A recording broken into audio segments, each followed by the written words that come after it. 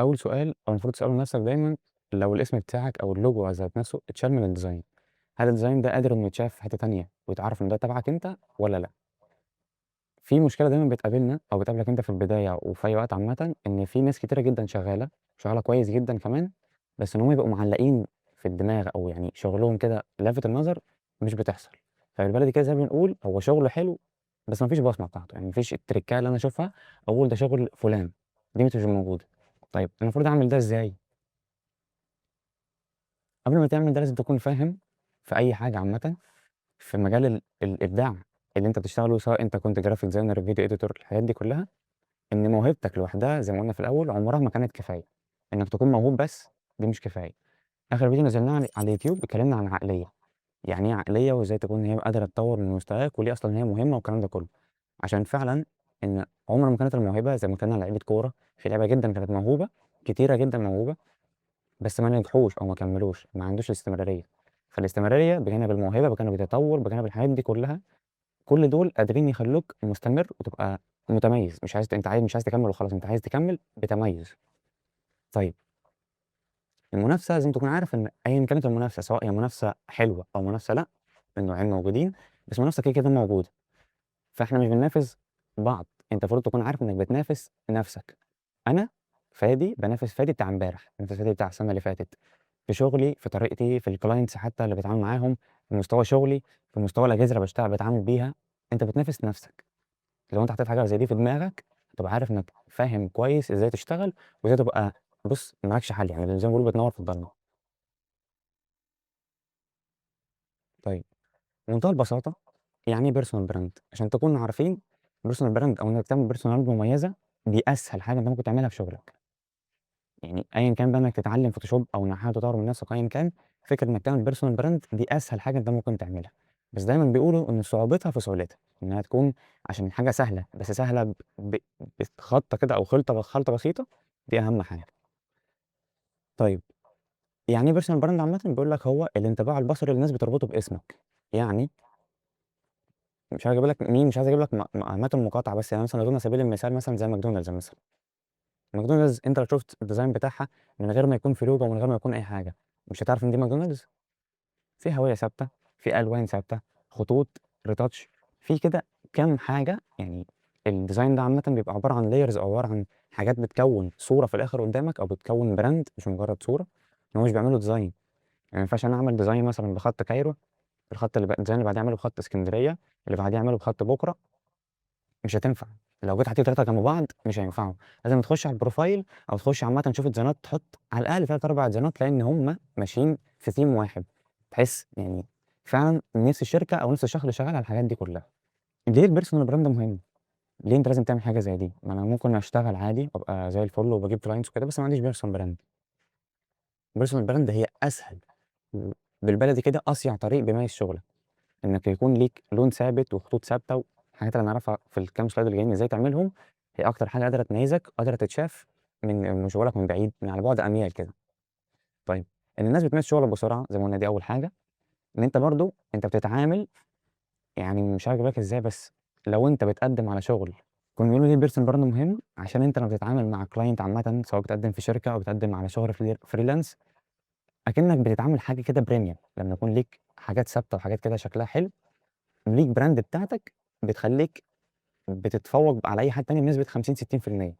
يعني أول حاجة أكيد توفيق ربنا وإنه ده بيكون رزقك وكل حاجة، تاني حاجة بيكون شغلك، بس من ضمن الحاجات برضه المهمة إن يكون ليك براند ثابتة ليك أنت كشخصك، ولازم حتى برضه تكون عارف إن أنت لو كشخص بتقدّم content سواء بتقدّم content أو لأ، لازم تكون كل حاجة على حدة، يعني الهوية بتاعتي أنا كفادي مختلفة كل الاختلاف، مش كل الاختلاف بس مختلفة شوية أكيد عن تركات فوتوشوب، ألوان مختلفة شوية، خطوط مختلفة شوية، ليها سِكّة غير السِكّة بتاعتي، ما ينفعش إن أنا أكون نفس الحاجة بنفس الشكل، لازم نكون مختلفين، لأن بالنسبة قدّام الناس دول حاجتين مختلفين، يعني فادي ده راجل بيقدّم content بيساعدني الكلام ده كلّه، بس فادي ممكن ينزّل شغل ليه هو عامله، لكن تركيبة فوتوشوب دي حاجة بتعلّمك، حاجات بتنزّل tutorial، حاجات بتlead بتاخدك كده بتدّيك الطريق.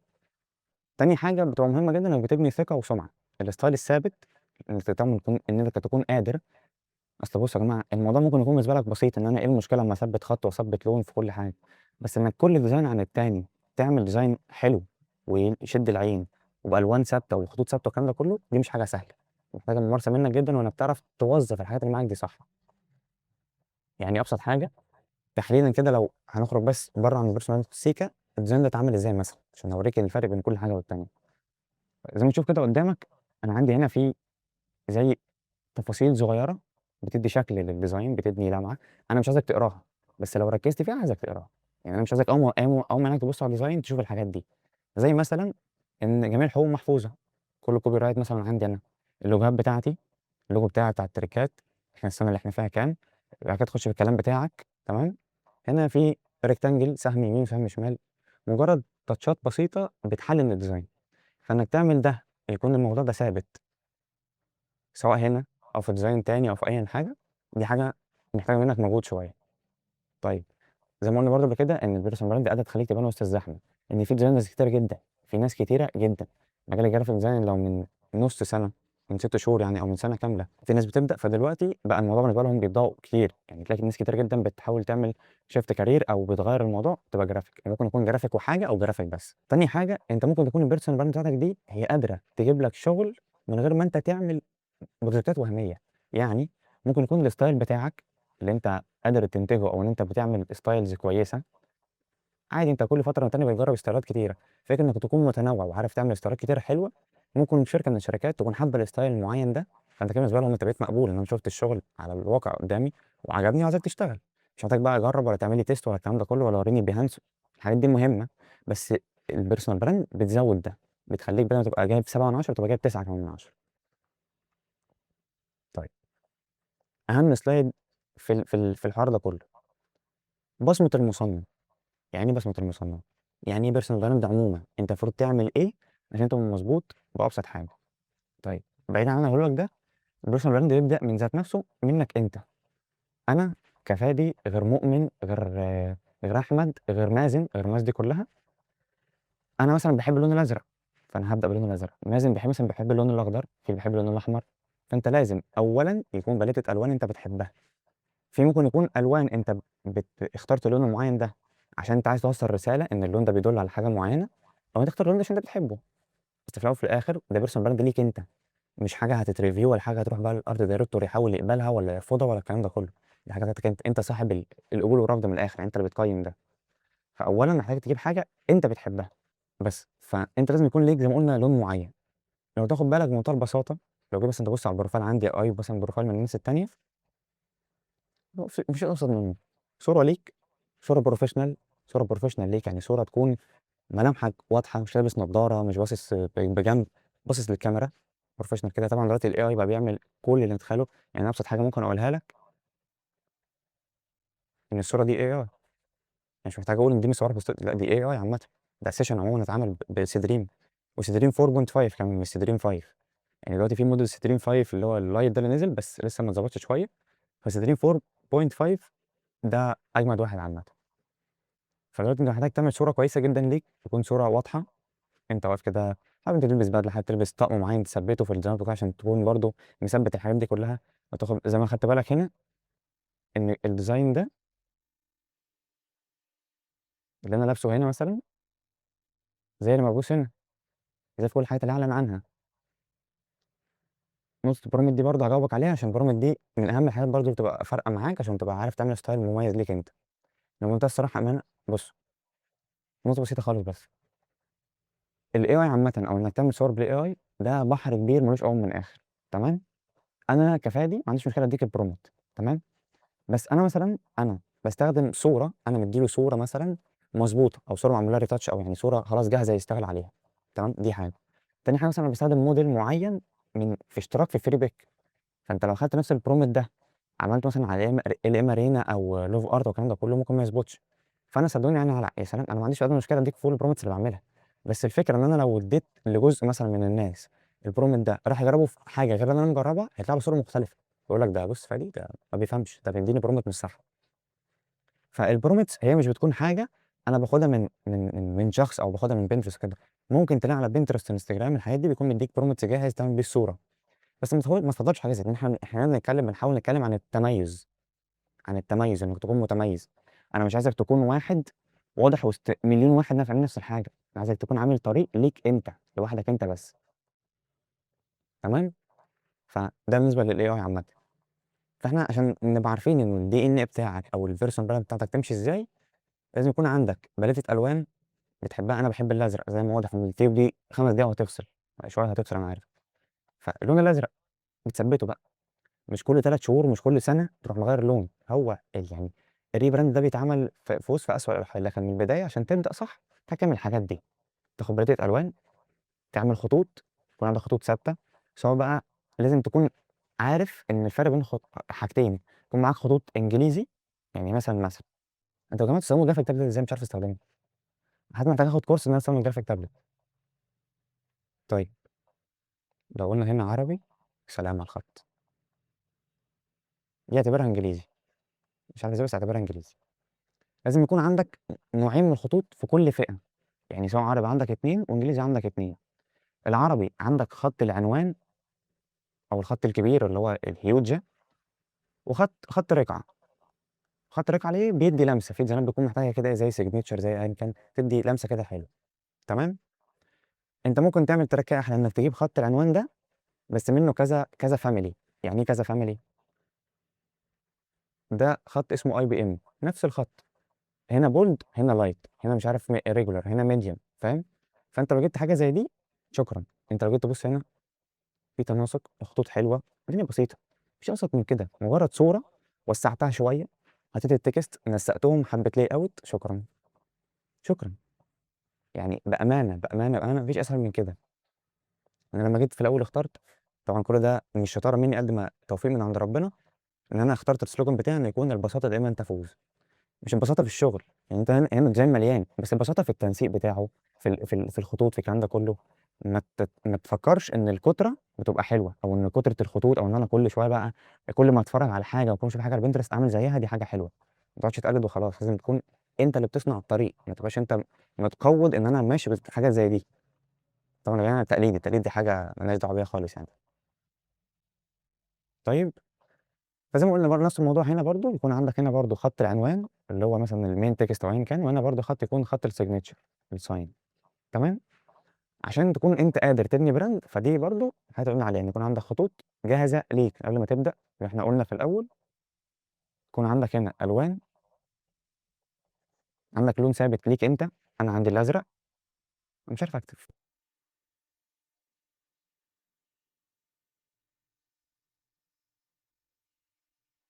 تمام. انت حابب اي لون عامه. آم، لازم يكون عندك برضه صوره، صوره احترافيه. انا عايزك صوره، عايز صوره تكون انت واضح وكل حاجه بص مظبوطه. بلاش بقى حاطط نضاره ولا باصص زي ما قلنا الكلام ده بلاش منه. طيب نرجع هنا تاني. طيب ترتيب العناصر برضه او الجريد سيستم بتاعك لازم يكون برضه شيك. لازم تكون عارف التنسيق عامة، او انك ايه الحاجات المهمة ايه الحاجات الاهم. مش كل حاجة تكون محطوطة كبيرة وخلاص. طيب الحاجات دي دول تعرفها منين؟ انت ايش لخبازه. انا يعني على قد بجد في اللاي اوت لما بحتاج حاجة بعمل حاجة من الاثنين. يا اما بكون شفت ديزاين عامة فانا باخد منه اللاي اوت وعملها ازاي، يعني التنسيق بتاع الداتا بيتعمل ازاي وانا بجربه عندي. هنا التنسيق، هنا احط اللوجو، هنا احط الايكون، هنا احط الاعلان، الكلام ده كله. يا اما تتعلم من اليوتيوب. خليك في المحتوى الاجنبي، ركز قوي على اللاي اوت. آمم، دي برضه لازم تكون عارفها. وآخر حاجة ممكن تعملها إنك تدردش مع ChatGPT، تدردش، ما تاخدش كلامه 100%. ChatGPT أنا لمّا كنت باجهّز للورشة دي دخلت، يعني هاضحّكك دلوقتي. حكيت لChatGPT إن أنا عندي مثلًا 4 نُقط، أنا عايز أتكلم في الورشة دي على 1، 2، 3، 4. تمام زي الفل. قُلت له بقى أنا دول ال4 اللي عندي. آمم، أنا عندي 4 مواضيع دول عايز أعملهم، عايز أعمل ورشة، ادّيني مواضيع تانية. عمل إيه ChatGPT؟ قعد يتكلم قال لي: "آه طبعًا المواضيع اللي أنت بتقولها دي حلوة ومش عارف إيه وجميلة ومميزة وبتاع." أنا مش عايزك تأكد لي، مش عايزك تقول لي الحاجات دي حلوة، ما أنا عارف إنها حلوة، أنا عايزك تزوّد عليَّ من المعلومات. فحتى لمّا ييجي يقيّم لي الديزاينات أنا مش باقتنع بيه 100%. يعني هو بيكون أنت بتاخد رأي، يا يا لأ، مش لازم تعمله ب100%. تمام. ستايل الصور برضه بتاعك لازم يكون ثابت، ما ينفعش تكون مرّة تعمل صورة realistic إن صورة واقعية شبهك أنت، مرّة تعمل صورة كرتون، مرّة تعمل صورة مش عارف illustrator. حاول تثبّت حاجة. اتفرّج كتير. يعني أنت دلوقتي بتسأل أعمل الحاجات دي إزاي، واحدة، واحدة في slides تحت هنشرح الحاجات دي كلّها. بس الموضوع محتاج إنك تكون بادئ صح، ما ينفعش إن أنا أبدأ بألوان وما يكونش معايا خطوط مضبوطة، وبعد كده بعد فترة أروح عامل خطوط. يعني أنا عايزين نتفق اتفاق، إحنا دلوقتي مثلًا في الsession أنا والتركات 44 بني آدم، على راسي، شرف ليّا صدقوني. عايزين نتفق إن إحنا النهارده من بُكرة، بدايةً من بُكرة أو حتى بالليل كده في السهرة لغاية قبل السحور دي، نكون من بُكرة بادئين brand ليك ثابت ومميز وكل حاجة، نضبّط الصورة، نضبّط الcover، وخُد بالك مش نضبّط الcover على الفيس والإنستجرام لأ، أنا عايز الشخص اللي يخش لك أو اللي يبحث عنك يجيب Pinterest، يجيب Behance، يجيب LinkedIn، يجيب WhatsApp، أيًا كان يلاقي نفس الصورة محطوطة، نفس الdata مكتوبة هنا، نفس كل حاجة متضبّطة. أنا عايزك بمنتهى البساطة كده يكون إيه، مسهّل كل حاجة اللي يخش يدوّر عليك. أنا هاخش أدوّر على فلان، عارف إن كل حاجة هالاقيها، سواء Behance بقى بتاعه، أرقامه، والكلام ده كله، تكون برضه إيه، أول بأول بتحدّث الحاجات دي. فعايزين من بُكرة إن شاء الله نعمل كده زي مساعدة كده مع بعضينا، إن إحنا بُكرة نبدأ فعلًا brand مهم لينا، ونكون كل واحد يكون مختار الألوان والخطوط مش عارف إيه، وأنا طبعًا كده معاكم يعني، احتجتوا أي حاجة ابعتوا لي، أنا في أي وقت بارُد عليكم. طيب كل ده بقى، كل ال4 حاجات إحنا جبنا سيرتهم دول، أهم حاجة فيهم إنك تكون لبستك الخاصة بتاعتك أنت. دي بقى بتيجي منين؟ من كتر الفُرجة، تتفرّج كتير، تشوف حاجات هنا، في style هنا بيعجبك، وأهم حاجة إن الstyle يعجبك مش مجرد يعجبك وخلاص، أنا عايزه يعجبك وتعرف ده اتعمل ليه، تمام؟ يعني أنا عايز أعرف حاجة زي دي، هو اتعمل ليه أساسًا؟ يعني أنا عملت الstyle ده ليه؟ إيه المميز بتاعه؟ إيه الفكرة بتاعة الdesign ده؟ خُد كده الموضوع ده تحليلًا، إنك تدردش مع نفسك، إنك تقرا في كتب مثلًا graphic، عشان برضه تكون عارف ما حدش فينا بيتولد مميز وشاطر والكلام ده كله. يعني أنا أبسط حاجة أقولها لك وصدّقني إن أنا مش شكرانية في نفسي، بس الحمد لله أنا مثلًا بقى لي من 2019 باشتغل، السنة اللي بدأت أهو ربنا يكرمني بزيادة السنة اللي فاتت، يعني سنة 25 دي كانت أكتر سنة كانت كويسة معايا وزي الفل، ووصلت لأرقام كويسة والدنيا زي الفل. فأنت بُص بقى لك كام سنة بتعافر، في سنة الدنيا اللي هتضبط، فما تفكرش إن الحاجات دي بتعملها من بكرة هتلاقي بقى العملا بترِف، واحدة، واحدة. الموضوع محتاج رحلة، إنك تمشيها واحدة، واحدة وتعرف تضبطها. طيب ألاقي ستايلي إزاي؟ إزاي ألاقي ستايل مميز لفادي، تمام؟ أول حاجة واللي بنقولها في كل حاجة وأي حاجة ليها علاقة بالجرافيك عامةً، إنك تتفرّج كتير، وخُد بالك اتفرّج على حاجات ليها علاقة بيك أنت، يعني ما ينفعش أنت تكون مثلًا فاتح Pinterest تلاقيك بتتفرّج على ديزاين كورة، على ديزاين طبخ، على ديزاين مدرسين، على ديزاين مش عارف حاجة real estate، على ديزاين social media، على ديزاين كافيه، واحدة، واحدة، واحدة، واحدة. كتر الحاجات دي هيعمل إيه؟ هيدوشك على الفاضي أو هيشتتك، هتبقى مشتت مش هتعرف تعمل إيه، فتتفرج على حاجة ليها علاقة بيك، أنت بتحبها أو حاجة أنت مميز فيها، تمام؟ فأنت تتفرج وتحلل كمان شغل، تقعد تتفرج هنا هو عايز يوصّل رسالة من حاجة زي دي فكتب الخط كبير، هنا الخط أصغر، هنا مش عارف إيه، كتر الدردشة مع نفسك دي إنك تاخد كل حاجة تفصصها. لو تعرفوا مثلًا الناس بتاعة اللي بيعملوا اللوجوهات والكلام ده كله، اللي بيعملوا branding وكده، بياخدوا الbrand بيعرفوا هو عايز يتكلم عن إيه والرسالة اللي عايز يوصّلها، بيعمل اللي هو الmood board دي، يكتب اسم الbrand في النُص يطلّع منه كذا سهم يتكلم في حاجة. ده أنا عايزك تعمله، إنك تحلل شغلك أو تعرف تشتغل صح، ده اللي يخلّيك تبقى راسي، تبقى designer كده مش زي أي حد. طيب، تاني حاجة إنك تجرّب، جرّب، ما تقلقش، إيه المشكلة أمّا أبدأ وأبوّظ الدنيا وقشطة وعادي يعني. أنا في الأول كنت كل فترة للتانية، يعني كل شهرين 3 أو كل مثلًا كل شهرين إيه، كل شهر كنت أغيّر الصورة بتاعة الprofile، مرّة صورة كرتون، مرّة صورة ليّا أنا مثلًا في عيد ميلادي، صورة عادية بالتليفون، مرّة مش عارف صورة في العيد. في فرق بين الprofile، لو أنت عايز تعمل بروفايلين اعملهم، عايز تعمل profile ليك أنت كأصحابك ودراسة والكلام ده كله، ممكن تعمله، لكن الprofile بتاعك اللي الclient هيخش يشوفه ده لازم يكون بُص 10 على 10 مترستق ما فيهوش غلطة، من الصورة، من التفاصيل، من الupdates عامةً، ما يكونش مثلًا أنت مثلًا عامل شغل من 3، 4 شهور وما نزّلتهوش، الشغل الحلو لازم تكون منزّله أول بأول، لازم يكون كده إيه مضبّطه. فإنك تجرّب من غير ما تخاف دي أهم حاجة، إنك تفضل تجرّب في الPhotoshop والكلام ده كله. الself learning زي ما بيقولوا هو أهم حاجة وأفيد حاجة تفيدك بعيدًا عن التعليم العادي أو الكورسات والكلام ده كله. يعني أنا أبسط حاجة كنت باعملها زمان لمّا كنت آجي أبدأ مثلًا عايز أعمل باتعلم Photoshop وكده، حمّلت البرنامج، فاتح البرنامج طبعًا عشان هنا كده في الtool bars والكلام الحاجات دي كلها، أنا عارف وعارف من جوايا إن في control Z، يعني لو غلطت في حاجة وعملت حاجة مش عايزها أراجع تاني. أقعد أجرّب، دي بتmove tool، دي الart board، ده الcrop tool، ده الbrush، دي مش عارف الpaint tool. فتّح مداخلك، فتّح مخّك، الحاجات دي ممكن توصل لك بسرعة. لو في حاجة بقى وقفت معاك search يوتيوب، يعني يوتيوب ما يعني أنت تتكلم عربي تتكلم إنجليزي عايزين أيًا كان هيوصّلك لحاجات زي دي. تاني حاجة إنك ممكن تسأل حد من الناس الشاطرة اللي تعرف تساعدك، يا إما وبرضه عشان برضه تكون عارف عشان أنت برضه في حاجة تكون فاهمها، أنا ما عنديش أدنى مشكلة إن أنا أدّيك الBeezy ذات نفسه وأقول لك اتفضل اتعامل بيه، بس أنا كده مش باساعدك، أنا كده باضرك، عشان تتساعد صح، عشان تبقى ماشي بطريق صح، لازم تكون عامل حاجة بنفسك، لازم تكون زي ما بيقولوا كده إيه دُقت الرحلة من أولها، عارف الشغل اتعمل إزاي والوقت بتاعه والتعديل والكلام ده كله.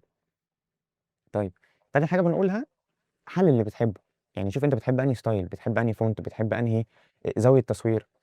الفترة اللي فاتت دي لمّا طلع حوارات الAI هات أي صورة، هات أي design عامةً عندك، بيبقى صورة عادية، كل الديزاينات كانت عبارة عن stable كده، صورة الشخص واقف كده باصص للكاميرا، جنبيه الكلام مش عارف إيه، شكرًا.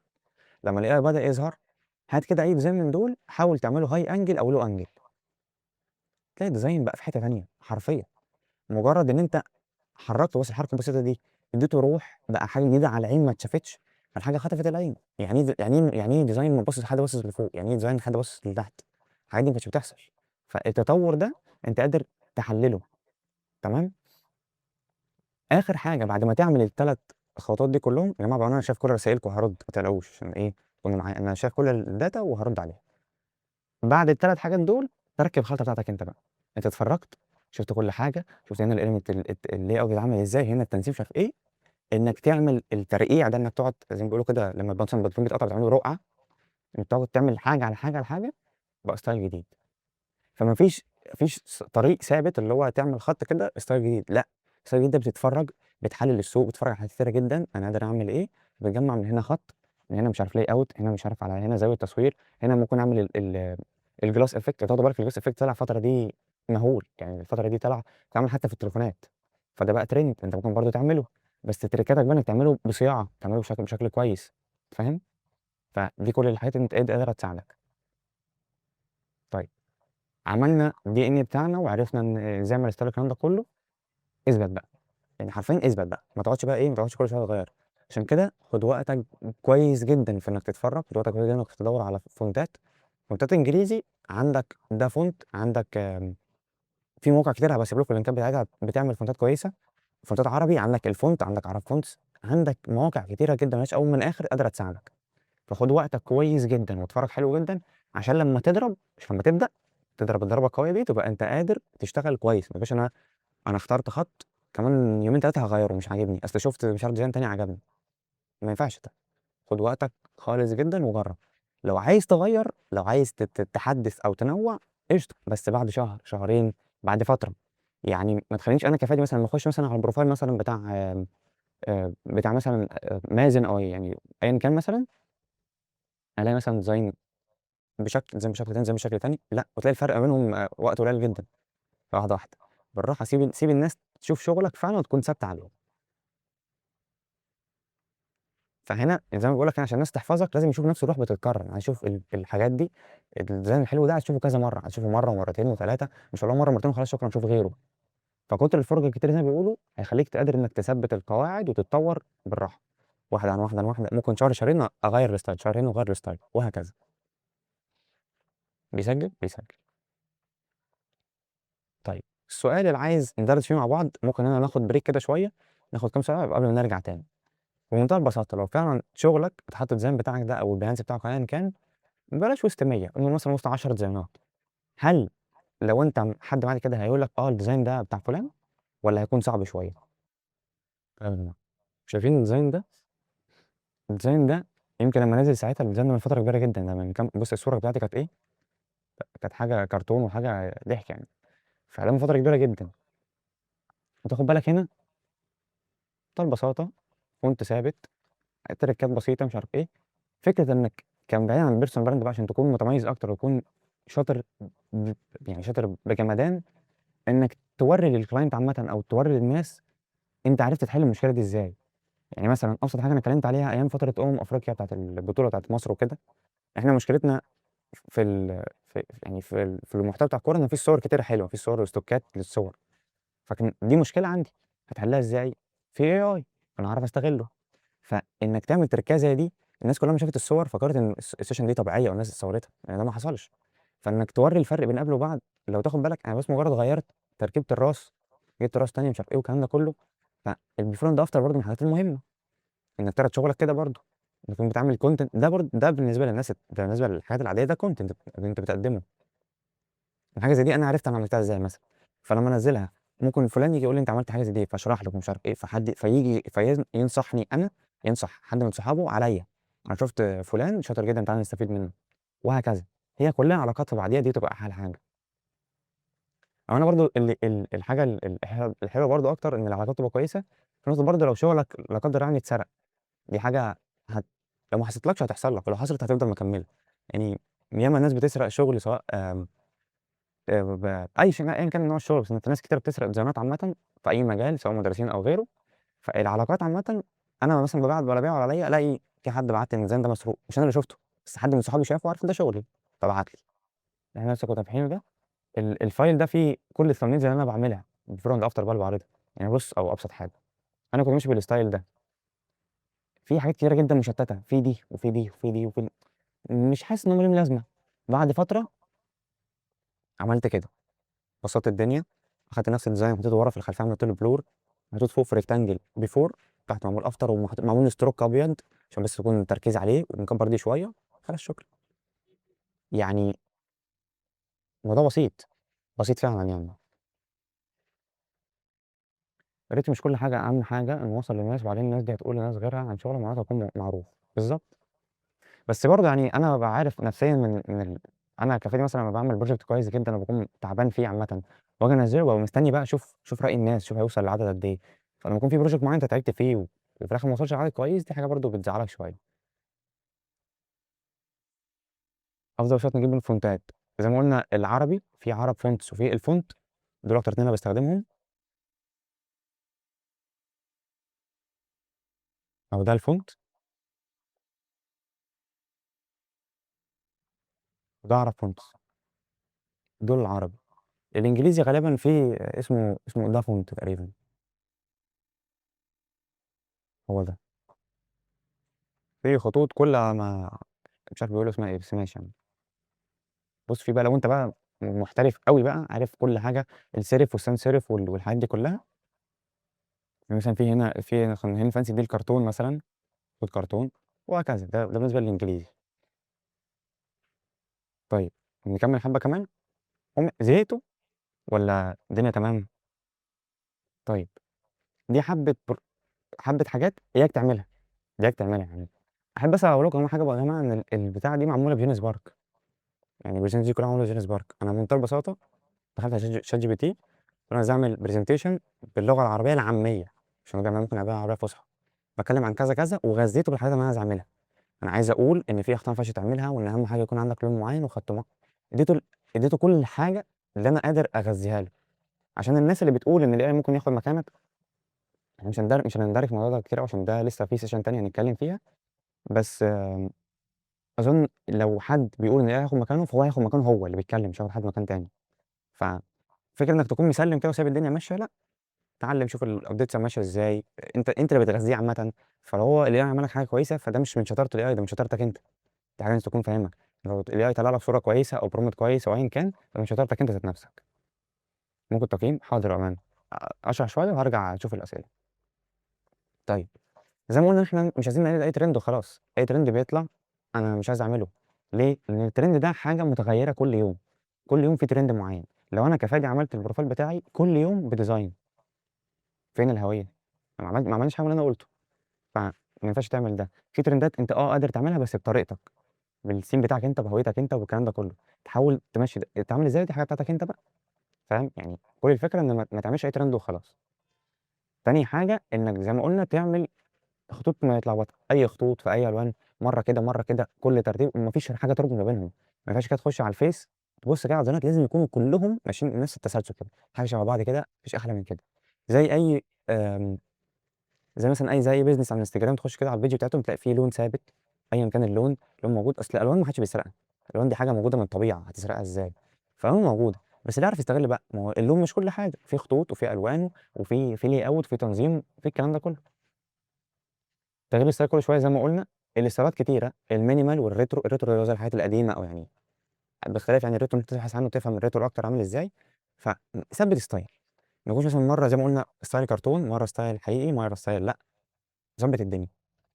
وتاني حاجة أو يعني آخر حاجة ممكن نقولها إن الportfolio بتاعك متشتت، يعني أنت بتحط أي حاجة في أي حتة.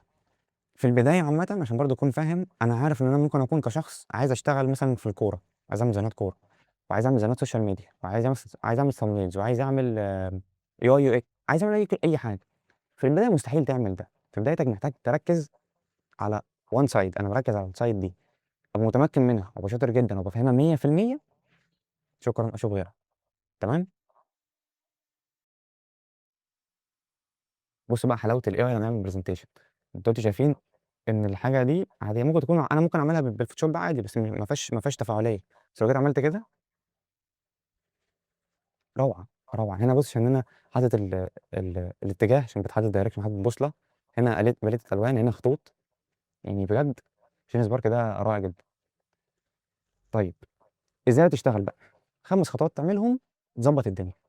أول حاجة زي ما قُلنا تعمل research كويس جدًا وتعمل mood board عشان تحدد اتجاهك البصري. أنا عايز أعمل شكل الprofile بتاعي اللي قُلنا هنبدأ فيه من بُكرة عامل إزاي، تمام؟ فده لازم تعمل research، تتفرّج كتير وتعمل mood board بقى تقعد توسّع. أنت عايز تعمل إيه مثلًا، أنا لمّا جيت بحثت من كام يوم عن اللون الأزرق، طلع اللون الأزرق بيوحي بالثقة وبيشعرك بالأمان ومش عارف إيه، ماشي، ممكن تكون أنت مختار اللون على حسب حاجة زي دي، ممكن ما تكونش أنت بتحب لون زي ده عادي. تاني حاجة تعملها ترابيزة ألوان أساسية، لون أو لونين يكونوا ثابتين. عندك حاجتين تعملهم في الألوان، يا إما تختار لو جبنا color wheel مش عارف أكتب.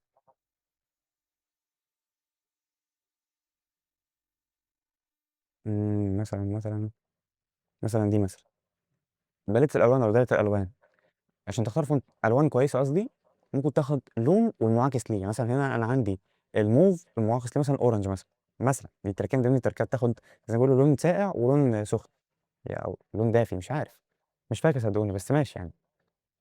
يا إما تاخد لونين عكس بعض دايرة ألوان، يا إما تاخد نفس اللون درجة فاتحة ودرجة غامقة. أنا عندي gradient أعملها في الفوتوشوب، اللون بتاع الهواية بتاعي اللي هو الباليت الأساسية نفس اللون زي ما هو، والناحية التانية أغمق شوية أو أفتح على حسب زي ما أنا عايز. اللي بقيت أعمله الفترة دي إن أنا بقيت باعمل الحاجات، باعمل gradient. بُص، اللون اللي تحت ده اللون بتاع الهواية بتاعتي، اللي فوق ده أبيض، أنا عامل new gradient في الفوتوشوب من لونين، أبيض واللون بتاعه. جربها، بأمانة جربها وشوف هتعمل معاك إيه. حُط بقى اللون أي لون أنت عايزه، لون موف، لون مش عارف إيه، أنا عامله حتى للشركة بتاعتنا عشان الشركة لونها موف، أبيض ولون تاني، بتنفع برضه في أوقات كويسة. بُص هنا برضه في الأيكون حاجة جامدة جدًا يعني. طيب تالت حاجة إن زي ما قُلنا إحنا هنثبّت خطوط عربي وإنجليزي. كبيرك يوم ما هتتمعظم في الdesign خطين، ألاقي خطين في الdesign. لو خلاص الدنيا زنقت معاك يبقوا 3، عشان مثلًا في خط بيكون خط توقيع وخط عربي وخط إنجليزي مثلًا، كده 3 خطوط، خط التوقيع وخط الأساسي إنجليزي وخط أساسي عربي. لكن في العادة أنا عايزهم يكونوا 2 بس، ركّز على الخطين بس ومش عايزين حاجة تانية. طيب تعمل عناصر مميزة، أساس مميزة اللي هو الشيبسي مثلًا وicons وtexture والكلام ده كله. بتتعمل منين بقى؟ من Pinterest، من Freepik، في حاجات كده بتبقى موجودة كبيرة جدًا، في ملايين الحاجات، بس اللي يعرف يستغلها صح، اللي يعرف يعملها. يعني زمان لمّا كنت باشتغل في مجال المدرسين اللي الحمد لله ربنا طلعني منه، نصيحة لو أنت شغال في مدرسين اهرب. المهم لمّا كنت باحمّل حاجات من Freepik كنت باحمّل الPS دي عشان آخد بس اللي هو يسهّل وقتي، إن أنا أكون عاجبني التنظيم بتاعه أو الdesign ده، بس أنا أعمله بقى بالحاجات بتاعتي، أغيّر بقى في الألوان، أغيّر بقى في الخطوط، أقعد بقى إيه، نشكِّل الحاجات دي على مزاجنا، لكن مش هاخدها أحمّلها أحط الصورة وخلاص شكرًا.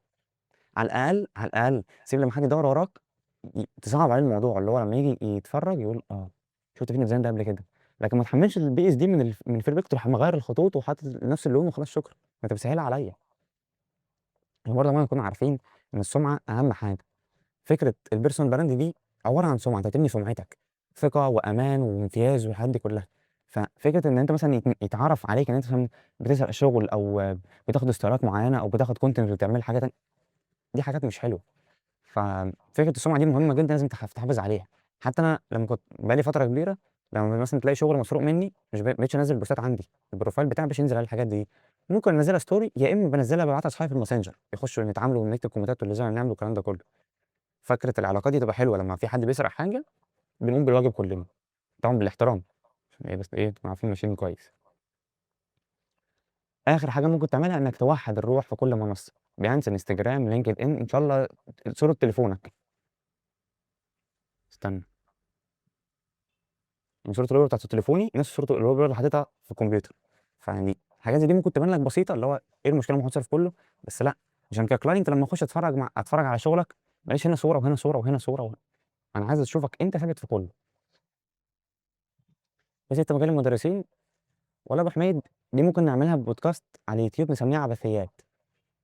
حلاوة برضه الAI في الpresentation، هنا بيورّيك أنت كgraphic designer عادي من غير الpersonal brand بتاعتك، هنا كاتب لك إن أول سنة فيها 15 متابع، تاني سنة فيها 20 أو 15 client مثلًا، 20 يعني 25، 30 وهكذا. لكن لو حطينا الpersonal brand معاك، بُص في سنة أنت زودت ضعفهم، يعني من 15 بقيت 30، 55، 90. طبعًا دي أرقام، هي مجرد chart بس كده قدامك عشان تبقى إيه، فاهم الموضوع إن فعلًا الpersonal brand بتفرق معاك. أبسط حاجة يعني أحلى حاجة بتتقال لك عامةً أو ما هي مكتوبة حتى من الAI اللي ذات نفسه اللي كاتبها، إن أنت لمّا بتبني brand أنت مش بتدوّر على شغل النهارده بس، أنت بتستثمر في مستقبلك كله. إن اللي بيخش على بروفايلك بيعجبه حاجة، لو حاجة كده لقطت عينه أو لفتت نظره كده، هيخش يتفرج على البروفايل كله. فدي بتبقى حاجة مهمة إن أنت لازم تكون عامل كل الحاجات حلوة. خُد قرارك برضه إن أنت بعد كده مش كل شغل تعمله تنزّله. طيب الكلام ده بيقول لك إن أنت هنا بيميزك أسرع، بيخلّيك عندك سمعة أقوى، بيبقى في تأثير تراكمي إن أنت كل مشروع بتعمله بيفرش أرضية للي بعده، اللي هو بيخلّيك متشاف أكتر، اللي هو خلاص بقى أنت في style أنت رايح أنت كأنك تبني هوية وتبني فريق مثلًا عامةً ليك، وبيخلّي إن كل ما يكون شغلك حلو، كل ما هيوصل للناس الكويسة، مش هيوصل يعني مثلًا أنا في الأول كان بيوصل للمدرسين، دلوقتي لأ، نادرًا ما بتلاقي مدرس يبعت لي خلاص، إن أنا بقيت إيه، بابعد عن السكة دي نهائي. مش كده معظم الclients بيختاروا حاجات مش مناسبة ليهم، بس حتى لو ما كانش الquality بتاعة الdesign أحسن حاجة، ما هو بُص في client بيكون مقتنع إن أنا عايزك عارف الكرتون بتاع الفار الطباخ اللي هو يتحكم في شعرك كده وأنت تطبخ؟ تمام، اللي أنت عايزه، يعني مشّي الدنيا. في clients تانية بيكون مدّينك ثقة، مدّينك أيًا كان، يعني مثلًا لو بتاخدوا بالكم مثلًا أنا باعمل حاجات الكورة، أنا باحب حاجات الكورة، فأنا باعملها حلو عشان حاجتين، عشان أنا باحبها وعشان الteam اللي أنا معاهم هم واثقين فيّا.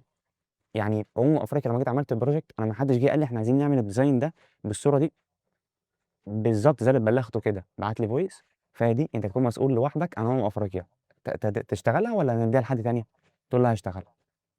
جِبت ورقة وقلم، عارف الصحفيين لمّا ييجوا يعملوا كده اسمه ده تقرير صحفي، ورقة وقلم، هتجيب إحنا هنقابل مين أول فريق، مين أشهر لعيبة عندهم، إحنا كسبناهم قبل كده كام مرّة، إحنا كمنتخب واخدنا البطولة كام مرّة، مين أشهر لعيب، مين مش عارف إيه، الأرقام القياسية، تعمل بقى كده إيه mood board كده كبيرة خالص، وبعد كده دخلنا في مرحلة إن إحنا هنعمل صور، فاهم كده. ها نحن ذا إلى هنا تنتهي تريكاتنا، اصنع نفسك هو يتميزك عن الباقي عشان دلوقتي ييجي وقتك أنت. إيه الأخبار؟ يعني أنا إيه، حبيت كده حتّة خفيف، خفيف، زي ما إحنا قُلنا إن إحنا عندنا sessions تانية، سواء الAI أو قبل ما تبدأ شغل، هنعملهم بقى الفترة الجاية، إمتى؟ بأمانة مش عارف، إحنا داخلين على عيد والدنيا مكركبة وكده، فبإذن ربنا أمّا أضبّط وقت هابقى أقول لكم قبلها على طول.